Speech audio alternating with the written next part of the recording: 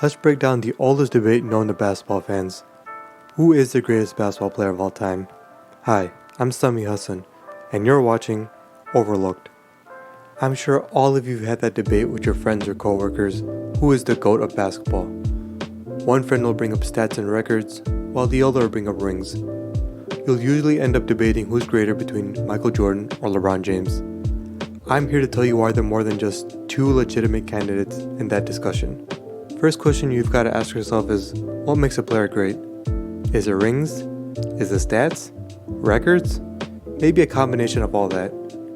There's a very simple rings to stat ratio most fans like to use. You could either be a Karl Malone or Steve Kerr. It's our job to find the middle ground and determine who is the greatest basketball player and why. Let's start off with Bill Russell. You know, that creepy old guy who likes to flick people off. Well, once upon a time, that creepy old guy won 11 championships when he played just 13 seasons. But look, a lot of people overlook Bill Russell's career for a lot of valid reasons. In 1956, Russell was drafted number 2 by the St. Louis Hawks and then traded to the Boston Celtics. As a rookie, Russell won his first championship in 1957 when there were only 8 total teams in the NBA. That's as many teams as Jamal Crawford has been on in his entire career. During Bill Russell's early days in the NBA, the playoff brackets were extremely favorable to dominant players like Bill Russell. Only 6 teams made the playoffs, and you only had to win 3 games to advance until the NBA Finals. In 1957, the Celtics only played 10 games in the playoffs. Today, you have to win 16 games just to win the NBA title. By their last championship in 1969, there were only 8 teams in the playoffs, which is still half as much as they are today. Sometimes you would wonder how Giannis or LeBron would dominate that era. I guess you don't have to wonder too much, because in 1959, a player who was drafted who was athletically as gifted as those players today. His name is Wilt Chamberlain. We overlook players before the 1980s, but some players like Wilt would dominate in the recent era, especially the 90s.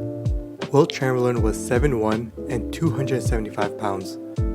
To put things in perspective, Joel Embiid is 7 foot and 280 pounds. Today, Chamberlain would have the 4th longest wingspan in the NBA, only behind Rudy Gobert, Mo Bamba, and Taco Falls. But it's not his size that made him dominant. It was his elite athleticism, especially for the 60s. Wilt Chamberlain had the highest vertical ever recorded with 48 inches. Titled Michael Jordan. Think about it, that iconic photo of Dwight Howard from the '08 dunk contest with the Superman cape on. Now imagine Wilt Chamberlain doing the exact same dunk but getting 8.5 inches higher. Wilt was a dominant force that nobody could stop.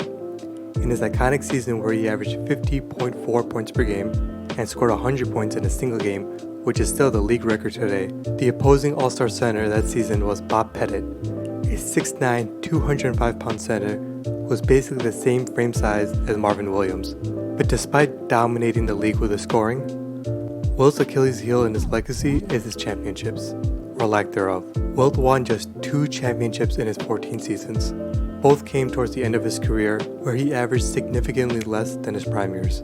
His second championship came with the Lakers in 1972, where he averaged just 14.8 points per game. How can a player that big, that athletic, that dominant, and that ahead of his time win just 2 rings? Was he just stat padding? Empty calorie stats? Or did he run into the best player of all time, or the best team of all time, in Bill Russell and the Boston Celtics? While Bill Russell and Wilt Chamberlain are considered to be part of the old era, Kareem Abdul Jabbar is the bridge that leads us to the modern era of Larry Bird, Michael Jordan, and Magic Johnson. In fact, Kareem played against Wilt in his prime, but also played against guys like Michael Jordan, Patrick Ewing, Reggie Miller, and Scottie Pippen. Kareem was drafted in 1969 and retired in 1989, and made the All-Star team every single season except for 1977-1978, where he still averaged 25.8 points per game and nearly 13 rebounds a game. What floats your boat in the GOAT discussion? Awards or stats? Because Kareem has everyone beat in both categories. Kareem has 6 championships to go along with 6 regular season MVPs, which is the most ever by an NBA player. He also won 2 additional rings as the Lakers assistant coach for good measure. But it's not just his accolades that lands him in the GOAT discussion. It's his stats and the way he dominated both ends of the floor. Kareem is currently number 1 in NBA history in total career points. On the flip side, he's also number 3 in total career blocks, and they didn't even start recording blocks until his 5th season in the NBA. All his scoring titles and block titles and all NBA selections are very impressive. But what separates Kareem from the rest is that he's number 1 in win shares in NBA history, which proves he wasn't just out there stat padding.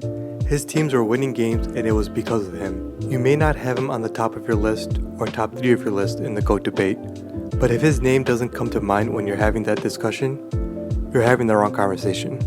Now, before we skip ahead to LeBron James, who was inevitably in this conversation, we have to understand that he wouldn't be the great player that he is today without guys like Larry Bird, Magic Johnson, and the late great Kobe Bryant.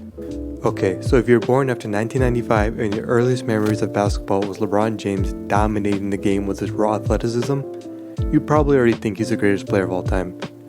It's hard to look at anything on LeBron's resume and not be impressed by it. LeBron James is the only player in NBA history to be top 10 in both total career points and total career assists, and his career is not even over. Sitting currently at number 3 on the all-time points list, there's a very real chance he surpasses Kareem in points and lands in the top 3 in assists of all time. But stats aside, LeBron has the accolades to back up your argument if he is your greatest player of all time. With 4 MVPs, possibly a 5th in 2020, 3 rings to go along with 3 finals MVPs, his trophy case is filling up and he could be adding more to it. Look, there's a lot of records that LeBron is currently shattering on a yearly basis, but there are 2 that stand out in the GOAT debate. First is that he's number 1 all-time in points scored in the playoffs, by a lot, and is continuing to add to that every year. The second record that LeBron holds is that he's tied for most All-NBA selections with 15, and he's only played 16 seasons. He's likely to take full control of that category after the season ends. Look, LeBron takes a lot of heat for going 3 for 9 in the NBA Finals, but the man made 8 straight NBA Finals and still got criticized for his finals record. So there's still more to be written about LeBron James in the history books, but his status has risen to a level where you can mention his name when you talk about Michael Jordan and Kareem Abdul Jabbar in the GOAT debate. Finally, last but definitely not least, let's talk about Michael Jordan. You know, the guy we spent all of April and May talking about his documentary during the quarantine, The Last Dance. Look, from that rings to stats ratio graph I showed you earlier, Jordan among Kareem found a perfect middle ground and just took off. You want accolades? How's 5 MVPs, 6 rings, 6 finals MVPs, a Defensive Player of the Year award, 10-time scoring champ, and a 2-time dunk champ. But probably the craziest of all, he got his jersey retired by a team he never played for and had nothing to do with him. That's how much respect he had throughout the league. Before we dive into his stats, it's important to realize that Jordan only played 11 full years with the Bulls. His sophomore season, he played just 18 games and then played 17 games in 1995 when he came out of retirement. Jordan had this on-again, off-again relationship with the NBA. He retired in 1993 and then came back, and then retired again in 1998 and then came back. And then he retired once again in 2003. We're expecting him to come back by his 60th birthday. Look, what he did in those 11 full seasons with the Bulls is absolutely incredible. In just those 11 seasons, he was a 10-time scoring champ and a 9-time all-defensive first-team player. What separates his 6 rings with Kareem's is that Jordan had 6 finals MVPs compared to Kareem's 2.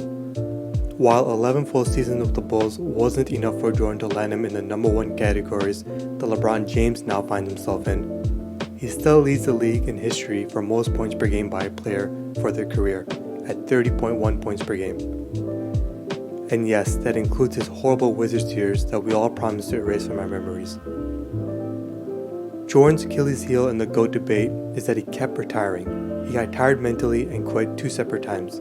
You can say that the 1998 retirement was because he wanted to end his legacy with the Bulls, or he didn't want to play for another coach besides Phil Jackson. But at the end, he played for another team and another coach, so that couldn't be it. So who is the greatest basketball player of all time? Is it the most winningest player in Bill Russell? Is it Wilt Chamberlain? Is it Kareem, who has the stats and hardware to back it up? Is it LeBron James, who was breaking every statistical category out there? Or is it Michael Jordan, who carried the greatest dynasty ever to 2 separate three-peats in his career? Well, the greatest all-around basketball player is LeBron James. He's currently top 10 in both scoring and assists for his career, and he'll likely finish top 3 in both categories, barring any injuries. But if you're looking at who is the greatest player of all time, that's still Michael Jordan. But it's not because he went 6 for 6 in the NBA Finals. While that is extremely impressive to do in 11 full seasons with the Bulls, it's that he was winning those titles while dominating both ends of the floor with 10 scoring titles and 9 all-defensive first teams. With his time with the Bulls, he was not only the best offensive player on the floor, but likely the best defensive player as well. He won his Defensive Player of the Year award the same season he averaged 35 points per game. Even a storybook writer couldn't rewrite the book of Michael Jordan any better. Between winning championships, winning awards, setting records, Jordan is the greatest basketball player of all time. Thank you for watching this episode of Overlooked. If you have any topics you want me to discuss, please comment below. Also give this video a thumbs up if you liked what you watched, and please subscribe. Thanks.